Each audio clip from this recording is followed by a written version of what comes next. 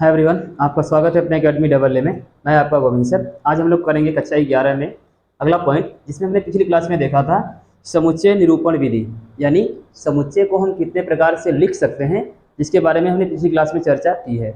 आज उसी क्रम को आगे बढ़ाते हुए जिस विधि को हमने आपको बताया कि समुच्चय को कितने प्रकार से लिख सकते हैं, उसी टॉपिक पर आज कुछ प्रश्नों को किया जाएगा, फिर अगले टॉपिक की ओर बढ़ा जाएगा। तो सबसे पहले अगर हम बात करें, सबसे पहले हम लोगों ने पढ़ा क्या, तो समुच्चय निर्माण विधि, जिसमें हमने देखा रोस्टर या सूची विधि या सारणी विधि। समुच्चय को रोस्टर विधि से किस प्रकार लिखा जा सकता है, तो हम उसी प्रश्नों की बात कर लेते हैं कि निम्नलिखित समुच्चय को रोस्टर विधि द्वारा लिखिए। निम्नलिखित समुच्चयों को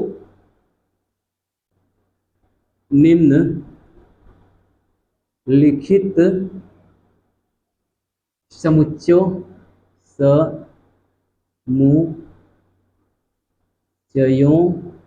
को रोस्टर विधि, रोस्टर या सारणी या तालिका, तालिका भी इसी को कहते हैं, तालिका भी तो इसी को कहते हैं, तालिका विधि द्वारा निरूपित कीजिए।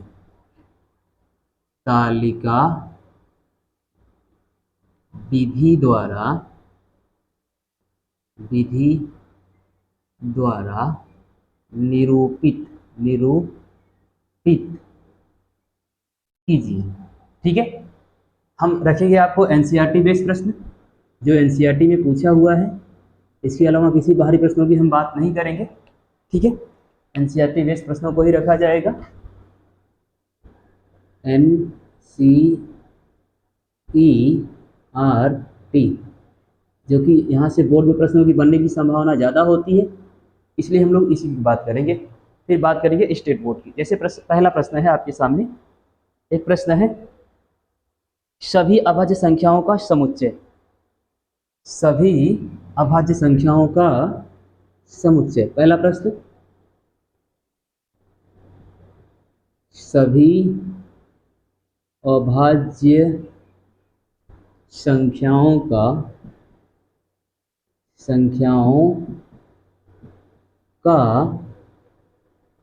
समुच्चय। सभी अभाज्य संख्याओं का समुच्चय। अब इसको आप कैसे डिनोट करेंगे भाई रोस्टर विधि में? अब रोस्टर विधि का एक नियम होता है, जब डाटा बहुत बड़ा हो, दिए गए समुच्चय में अवयवों की संख्या क्या हो, बहुत अधिक हो, तो उस समुच्चय को किस विधि से लिखेंगे? तो उस समुच्चय को हम लोग रोस्टर या तालिका विधि से लिखेंगे। अब इसमें जो प्रश्न कह रहा है, क्या कह रहा है? कह रहे कि सभी अभाज्य संख्याओं का समुच्चय। अभाज्य संख्या कहते किसे हैं? वे संख्याएं जिनके कम से कम या अधिक से अधिक केवल 2 गुणनखंड हो। वे संख्याएं जिसके केवल 2 गुणनखंड होते हैं, वही संख्याएं क्या कहलाती हैं? अभाज्य संख्या। जैसे 3, 5, 7, 11, 13, 17, 19, 23, 29, यानी वे संख्याएं जिनकी केवल और केवल 2 गुणनखंड होते हैं। कौन कौन से? एक तो वह संख्या जो संख्या दी गई है वह खुद होगी, और दूसरा 1, यानी वे संख्याएं जिनके केवल 2 गुणनखंड होते हैं, उन्हें हम क्या कहते हैं? अभाज्य संख्या। तो इस संख्याओं को आपको क्या बताना है, क्या करना क्या है? रोस्टर विधि द्वारा आपको एक सारणी बनानी है, या सारणी विधि द्वारा एक समुच्चय बनाना है। तो हम जानते हैं कि अभाज्य संख्याएं यही हैं। हम जानते हैं कि अभाज्य संख्याएं कौन है? नहीं, 3, 5, 7, 11, 13, 17 डॉट डॉट, और कहाँ तक जाएंगी? अनंत तक जाएंगी। सभी की बात कर रहा है। अब इसे जब हम लोग रोस्टर विधि से लिखेंगे तो क्या लिखेंगे? इसे लिखेंगे माना x कोई सेट होगा, जिसे मझला ब्रैकेट में रखेंगे, और इसमें दिखाएंगे 3, 5, 11, 13, 17, 19 डॉट डॉट डॉट, कहाँ तक? इनफाइनाइट तक। कहाँ तक जाएगा भाई? इनफाइनाइट तक। अब जितनी भी डाटा होती है उसको हम क्या कर देंगे? यहाँ पर रख देंगे। ठीक है, ये रही हमारी किसी भी समुच्चय को रोस्टर विधि में रखने का तरीका। जो समुच्चय आपको दिया गया है, उस समुच्चय को किस विधि द्वारा रखे हुए हैं? उस समुच्चय को हम लोग रोस्टर विधि द्वारा क्या कर रहे हैं? रख रहे हैं। अतः यह हमारा क्या है? यहाँ पर दर्शाएंगे अतः अभाज्य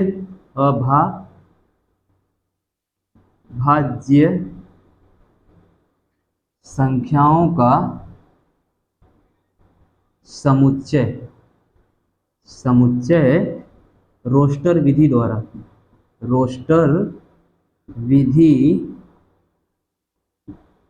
के द्वारा क्या है, निरूपित है। अभाज्य संख्याओं का समुच्चय रोस्टर विधि द्वारा क्या है, आपके सामने प्रस्तुत है। ठीक है, तो हम इसे ही क्या कहते हैं, रोस्टर विधि। अर्थात एक यहाँ से नोट पॉइंट, एक सवाल और लगाते हैं तब नोट पॉइंट बताते हैं। देखिएगा, जैसे एक सवाल है हमारे सामने, x हटाते हैं, थोड़ा चेंज करते हैं सवाल को। देखिएगा, हटाएं इसे या हटा ही देते हैं, शायद इसमें आ जाए। दूसरा सवाल देखिएगा, दूसरा सवाल क्या है भाई, देखते हैं। दूसरा कह रहा है ए एक सेट है, ए एक क्या है, सेट है। सवाल इस टाइप से भी पूछता है, x सच दैट x एक पूर्ण वर्ग है, एक पूर्ण वर्ग है, x सच दैट x एक पूर्ण वर्ग है, और x लेस देन 40, और किससे छोटा है, 40 से छोटा है। दिख रहा है सवाल दिख रहा है। हाँ, कह रहा है कि एक सेट आपको दिया गया है और इस सेट को किस विधि से लिखना है, तालिका या रोस्टर विधि द्वारा लिखना है। बट कंडीशन क्या है, कंडीशन है कि ये जो सवाल दिया गया है ना, इसमें जो अवयव है x, यह x एक पूर्ण वर्ग है और किससे छोटा है, 40 से। जाहिर सी बात है कि वे सभी पूर्ण वर्ग या पूर्णांक संख्याएं जो 40 से छोटी हैं उनको हम रख लें। हटाएं इसे, इसको डिलीट करते हैं ताकि जगह मिले हमें। यहाँ से डाटा छोटा भी कर सकते हैं यहाँ पर, ठीक है। देखिएगा, चलिए अब यहाँ पर हमें जगह मिली। देखिएगा, अगर हम बात करें 40 से छोटे एक पूर्ण वर्ग, यानी पूरी तरह वर्ग होना चाहिए, तो 40 से छोटा वर्ग क्या है, जैसे 2 का वर्ग है 4, यानी x का मान हम क्या कह रहे हैं कि x एक पूर्ण वर्ग है जो x का वैल्यू कितना है, 40 से छोटी है, यानी 2 का वर्ग होगा, 2 के बाद 3 का वर्ग होगा, 4 का वर्ग होगा, 3 का वर्ग, 4 का वर्ग, 5, 6 और 7 का वर्ग होगा, 7 7 49, नहीं अधिक हो जाएगा, अर्थात 2 का वर्ग क्या हो जाएगा, 4, 3 का वर्ग 9, 4 का वर्ग 16, 5 का वर्ग 25, 6 का वर्ग 36, कितना हो जाएगा, 36। और इन सभी वर्गों का आपको क्या करना है, इन सभी वर्गों को आपको एक सेट के रूप में क्या कर देना है, निरूपित कर देना है। क्या कर देना है, निरूपित। यहाँ आप तो अब चाहें तो ऐसे भी डिनोट कर सकते हैं, क्योंकि इसमें साफ साफ बात कह नहीं रहे, कह रहे कि x एक पूर्ण वर्ग है और x 40 से क्या है, छोटा है, यानी कह रहा है, साफ साफ कह रहा है। जाहिर सी बात है कि इसको हम ना रखेंगे, इसको नहीं रखेंगे, इनके वर्गों को रखेंगे। किसको रखेंगे, वर्गों को। यानी यहाँ पर जो हम डाटा रखेंगे, ए को जब हम रोस्टर विधि द्वारा रखेंगे, इसके द्वारा, रोस्टर या तालिका विधि से, तो 2 का वर्ग 4, यह एक पूर्ण वर्ग है, फिर 9 यह भी पूर्ण वर्ग है, फिर 25 पूर्ण वर्ग है, और 36, और इसके बाद कोई पूर्ण वर्ग है, इसके बाद कोई पूर्ण वर्ग नहीं है। अर्थात यह जो हमने आंसर हमारा आया, यह जो सेट बना, यह हमारा कौन सा सेट है, रोस्टर विधि द्वारा लिखा गया सेट है, तालिका विधि द्वारा लिखा गया एक सेट है जो हमारे सामने। अब यह जो सवाल हमसे पूछा है, यह किस विधि का सेट है, यह सवाल जो पूछा है ना, यह किस विधि से लिखा गया है, यह आपको लिखा गया है किस विधि से, यह लिखा गया है निरूपण या निर्माण विधि या गुणन विधि द्वारा लिखा गया है। और किसमें लिखने की बात कर रहा है, रोस्टर विधि में। यह आपका गुणन विधि है और यह क्या है, रोस्टर विधि है। यानी इन प्रश्नों के आधार पर हम एक नोट पॉइंट करके लिख सकते हैं, इन प्रश्नों के आधार पर हम एक नोट लिख सकते हैं। वह नोट क्या होगा, जब समुच्चय में अवयवों की संख्या कम हो, जब समुच्चय में अवयवों की संख्या, हटाएं इसे, पहले हटाते हैं और एक नोट पॉइंट लिखते हैं। यहाँ से हमको कुछ चीज़ें माइंडसेट में बैठेंगी।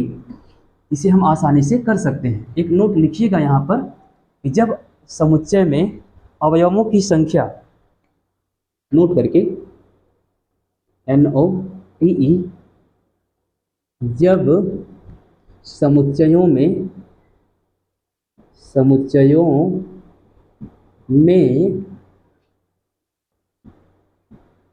अवयवों जब समुच्चयों में अवयवों की संख्या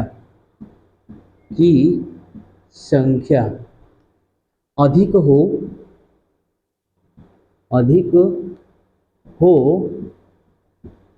तो उसे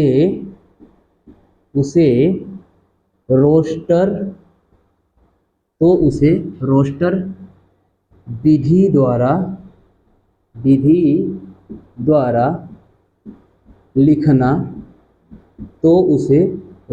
द्वारा लिखना उचित होगा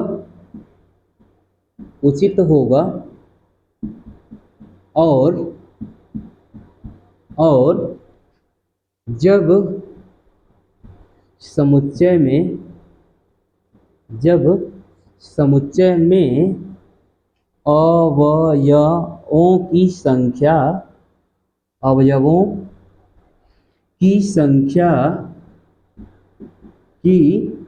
संख्या कम हो तो उसे जब अवयवों की संख्या कम हो तो उसे निर्माण या गुण विधि द्वारा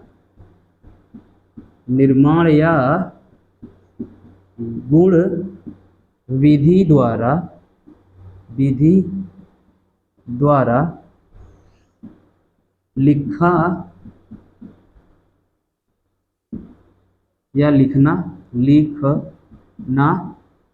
सही होगा। ठीक है, यहाँ से एक नोट पॉइंट मिला हमें। क्या मिला कि जब किसी सेट में अवयवों की संख्या अधिक हो तो हम उसे किस विधि द्वारा लिखेंगे? तो उसे हम रोस्टर विधि द्वारा लिखेंगे। कौन सी विधि? रोस्टर। लेकिन जब उसमें अवयवों की संख्या कम हो तब उसे किस विधि द्वारा लिखेंगे? तब उसे हम गुणन विधि द्वारा लिखेंगे। ठीक है, चलिए कुछ और प्रश्न करते हैं, आप इसको नोट पॉइंट करिएगा। बढ़ते हैं अगले प्रश्न की ओर। देखिएगा, एक प्रश्न और हम आपके सामने रखते हैं। कह रहे हैं, क्या कह रहा है भाई? ए एक सेट है। हटाए इसे। प्रश्न यही है, निम्न प्रश्नों को या निम्नलिखित समुच्चयों को रोस्टर विधि द्वारा लिखिए। ठीक है, कुछ प्रश्न हैं आपके सामने, हम रखते हैं। देखिएगा, 2-4 पहले प्रश्नों को रख लेते हैं, इसके बाद फिर सवालों को लगाया जाता है। सीरीज शब्द के सभी अक्षरों का समुच्चय।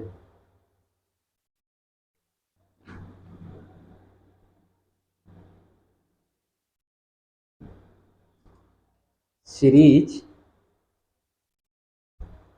शब्द के सभी अक्षरों का समुच्चय।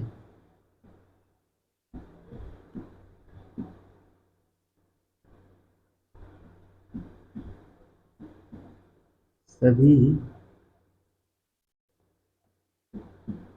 अक्षरों का समुच्चय। पहला प्रश्न। दूसरा, a equal x such that x एक पूर्णांक है,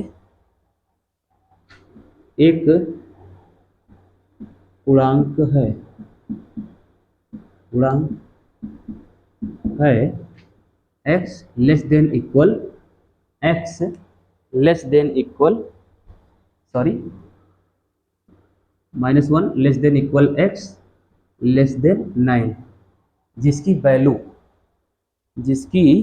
वैल्यू -1 से छोटी या बराबर है और 9 से क्या है?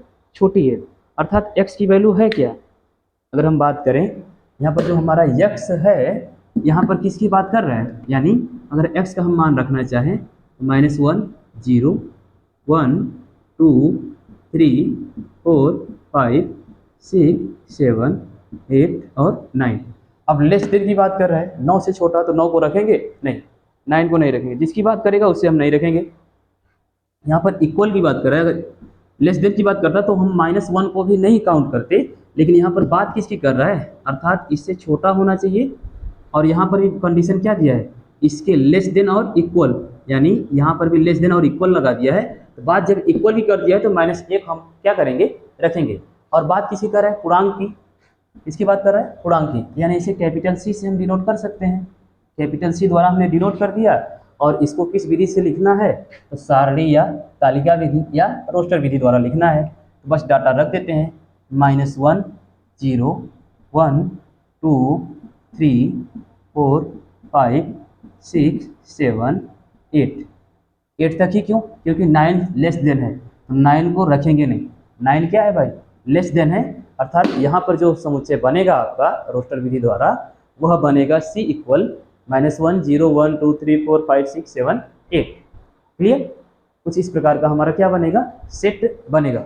उम्मीद करते हैं कि यह सेट आपको जरूर समझ में आया होगा। ठीक है। इसी प्रकार अगर हम बात करें सीरीज वाले की, किसकी बात करें, सीरीज शब्द में सभी अक्षरों का समुच्चय। अब यहाँ पर जो हम सेट बनाएंगे ना, तो यहाँ पर भी सेम कंडीशन, सीरीज में जितने भी मीनिंग है उनको अलग अलग करके रख देंगे। क्या कर देंगे, अलग अलग करके रख देते हैं। मान लेते हैं कुछ भी सेट मान लेंगे, एक्स मान लेंगे। क्या मान लेंगे, एक्स मान लिया भाई, एक्स। अब सीरीज अक्षर में कितने शब्द हैं, शब्द में कितने अक्षर हैं, एस है, ई है, आर है, आई है, एस है।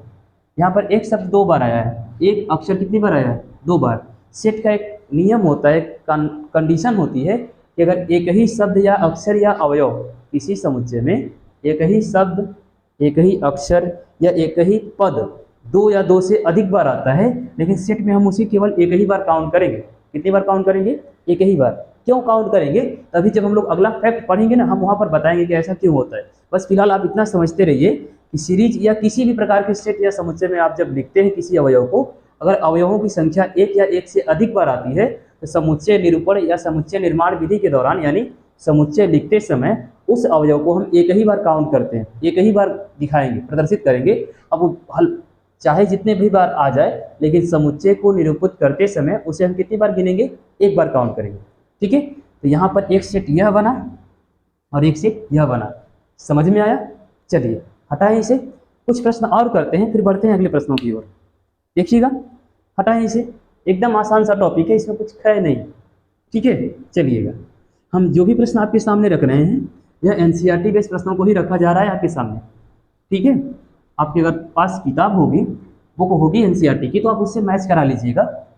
चलिए अगला प्रश्न, अगला कह रहा है कि ई एक सेट है। ई क्या है, एक सेट है जिसमें एक्स सच दैट एक्स 6 से छोटी एवं प्राकृतिक संख्या है। एक्स कामा 6 से छोटी एवं प्राकृतिक संख्या है। ठीक, पहला प्रश्न। दूसरा,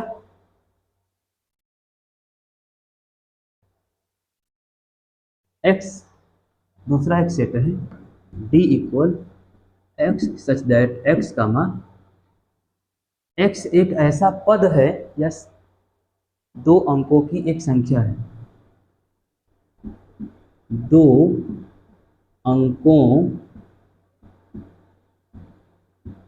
की एक संख्या है, 2 अंकों की एक संख्या है जिसके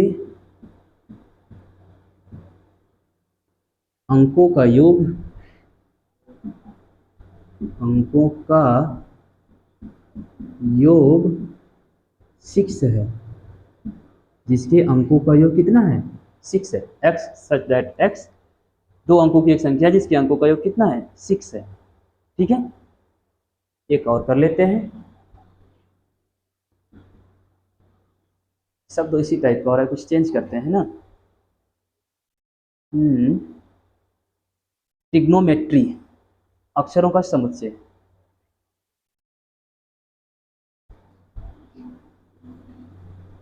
चेंज करते हैं, कुछ रख ही लेते हैं।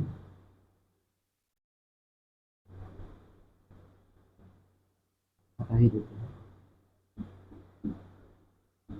ट्रिगोनोमेट्री, ट्रिगोनो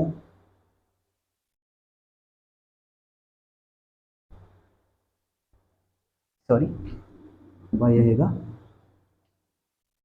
TRIGONOMETRY के अक्षरों का, के अक्षरों का समुच्चय,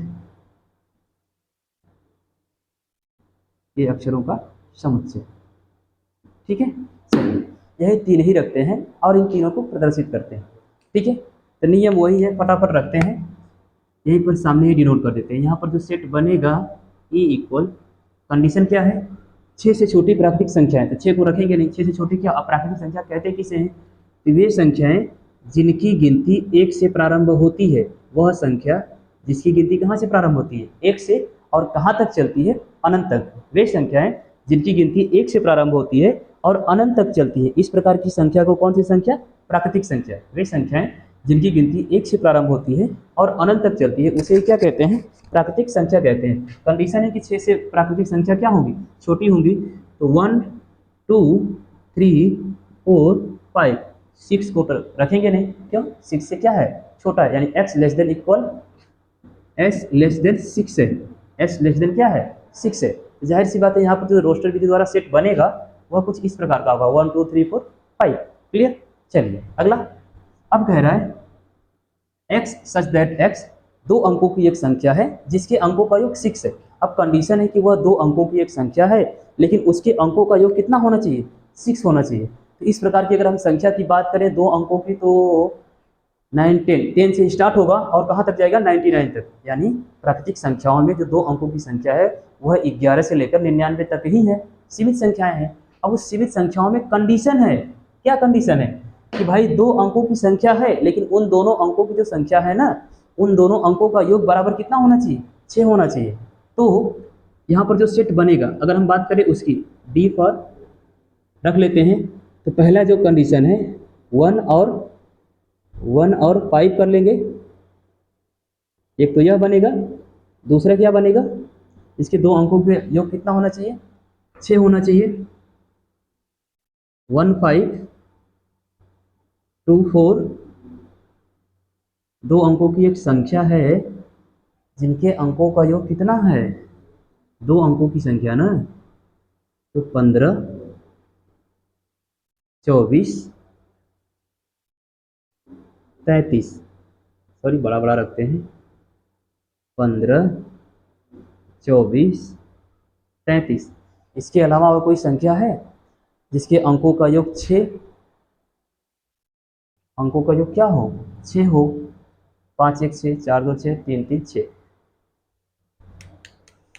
और कोई दो अंकों की संख्या 4 2 6 2 4 6। अब इसी को उलट फेर करके लिख सकते हैं, उलट फेर मतलब एक बार 15 हो गया तो एक बार 51 लिख सकते हैं, एक बार 42 लिख सकते हैं, यानी यही लिख सकते हैं ना। अब 33 को तो 33 ही लिखेंगे, इसके अलावा और कुछ लिखेंगे, हमारे ख्याल से इतनी ही संख्याएं होंगी दो अंकों की जिनके अंकों का योग कितना होगा, 6 होगा। और यह है उसका रोस्टर विधि द्वारा क्या है, सेट है, 15 है, 24 है, 33 है, 51 है और 42 है। इसके अलावा और कोई ऐसी संख्या नहीं है जिसके अंकों का योग कितना हो, 6 हो। ठीक है, चलिए अब एक शब्द हमारे सामने है ट्रिग्नोमेट्री में अक्षरों का समुच्चय। अब यहाँ पर कुछ शब्द जो है ना रिपीट हुए, जैसे आर कितनी बार है, 2 बार है, टी कितनी बार है, 2 बार है, आई कितनी बार है, एक ही बार आई, ओ कितनी बार है, 2 बार है। अब कंडीशन है ना कि जितने भी इसमें ऐसे अक्षर हैं जिनको 2 बार काउंट किया गया है उनको हम एक ही बार लिखेंगे। एक ही बार क्यों लिखेंगे, क्योंकि यह जो समुच्चय लिखने की विधि होती है ना, इसमें कुछ अवयवों को रिपीट नहीं किया जा सकता। ऐसे अवयव जो एक ही सेट में 2 या 2 से अधिक बार या एक से अधिक बार आए होते हैं उनको एक ही बार काउंट किया जाता है। क्यों काउंट किया जाता है इसे हम आगे बताएंगे। इसे हम मान लेते हैं कुछ भी एक्स एक सेट मान लेते हैं और इसमें रख देते हैं, तो T comma R comma I G O N M E Y.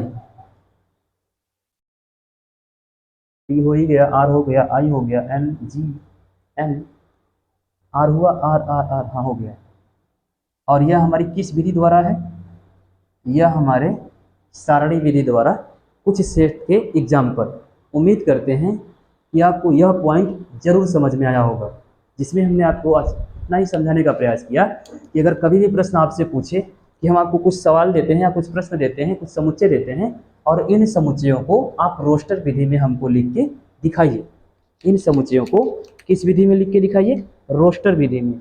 ठीक है, तो आज के लिए इतना ही करते हैं, मिलेंगे अगली क्लास में कुछ और सवालों के साथ। तब तक के लिए धन्यवाद। आप चाहें तो इसका स्क्रीनशॉट बनाइए, इस पर एनसीईआरटी बेस या यूपी बोर्ड बेस या किसी भी स्टेट बोर्ड पर आधारित प्रश्नों को भी हल करने का प्रयास कीजिएगा। तब तक के लिए धन्यवाद।